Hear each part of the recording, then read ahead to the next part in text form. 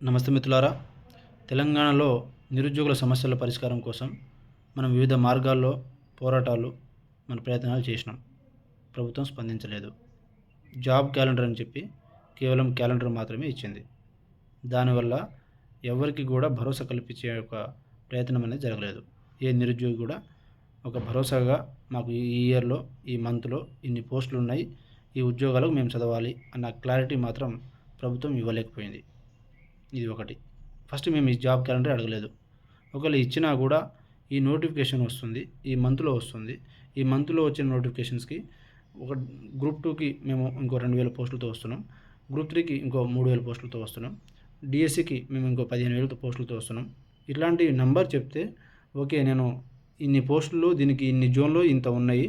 మేము దీన్ని చదువుకుంటే మేము ఈ జాబ్ కొట్టగలుగుతాం అని చెప్పేసి ఒక క్లారిటీతో ఒక విద్యార్థి, ఒక నిరుద్యోగి ఇక్కడి నుంచి ప్లాన్ చేసుకుంటూ చదువుకుంటూ పోతాడు. అది జరగలేదు. ఒకటి. రెండోది జరగలేదు, పక్కన పెడదాం. మరి ప్రభుత్వం మీద మనం ఒత్తిడి చేసే ప్రయత్నం చేయాలి. మరి చదవకుండా మనం 4 సంవత్సరాలు ఒత్తిడి చేసుకుంటూ పోదామా? అది కుదరని పని. రెండో విషయం, వచ్చే ప్రతి ఒక్క నోటిఫికేషన్స్‌కి మనము రోడ్ల మీద రావాలంటే మన వల్ల కాదు. ఇది మూడో విషయం.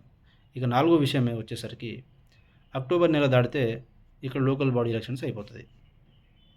సో, దాని తర్వాత నువ్వు ఎంత కొట్లాడుకున్నా, ఎంత గింజుకులాడుకున్నా ప్రభుత్వాన్ని నువ్వు ఏం చేయలేవన్న లైను ప్రభుత్వానికి తెలుసు.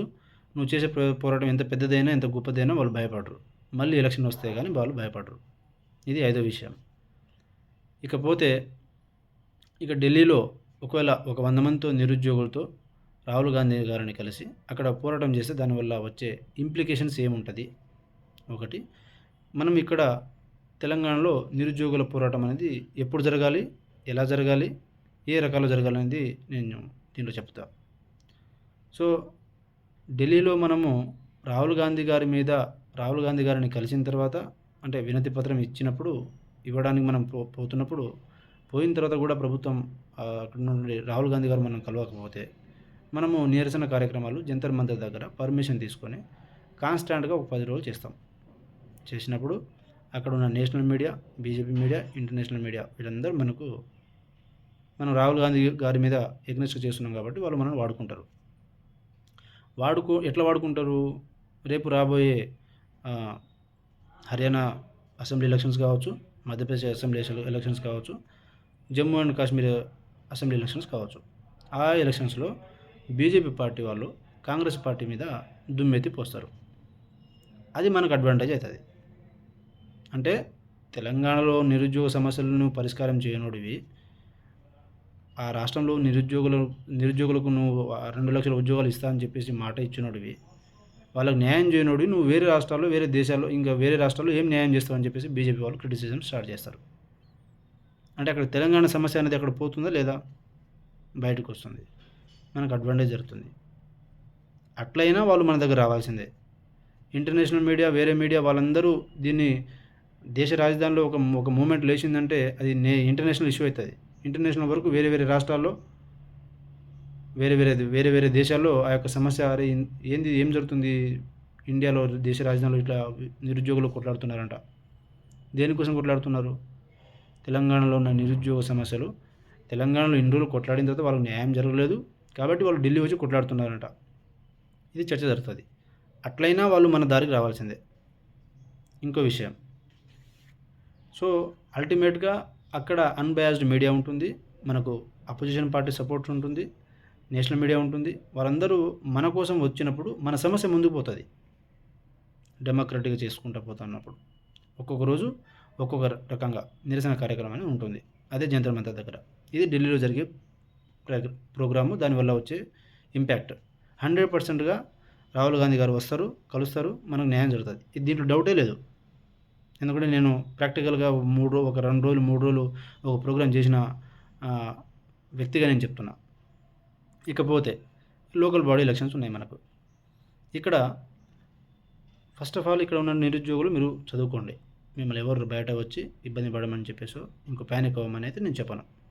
రెండో విషయం, మేము చేసే పోరాటం అక్కడ ఇంప్లికేషన్స్ బాగా రావాల్సిన స్థాయిలో ఒత్తిడి వస్తూ ఉన్నప్పుడు దానికి కొనసాగింపుగా మీరు ఇక్కడ ఒక వారం రోజులు, 10 రోజులు మేము ఎన్రోల్ చేస్తే ఎన్రోల్ చేయండి.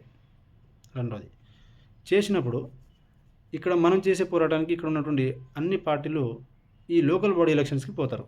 పోయినప్పుడు వాళ్ళు ఏం చెప్తారంటే నిరుద్యోగులకు న్యాయం చేస్తామని చెప్పేసి వచ్చిన కాంగ్రెస్ ప్రభుత్వం విఫలమైంది కాబట్టి పిల్లలు ఢిల్లీ వరకు పోయినారు.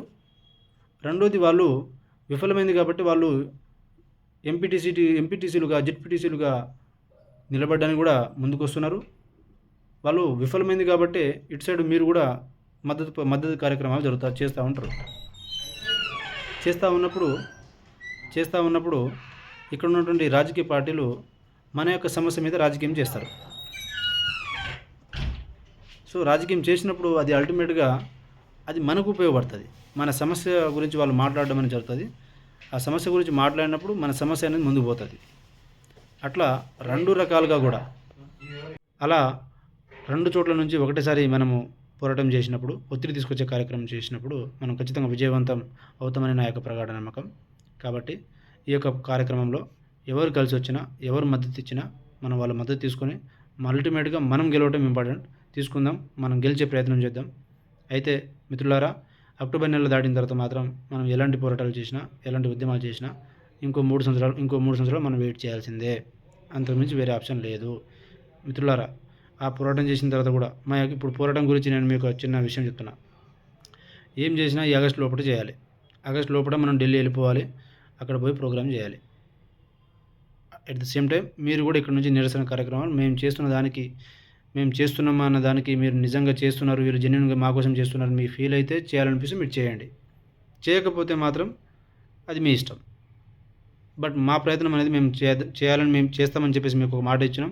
మేము అదే మాట మీద కట్టుబడి మేము ఈసారి ఢిల్లీ వెళ్తున్నాం, మేము చేస్తున్నాం. ఈసారి ఉద్యోగాలతో తిరిగి వస్తామని చెప్పేసి ఈ యొక్క సందర్భంగా మీకు చెప్పదలుచుకున్నా. జై తెలంగాణ, జై హింద్.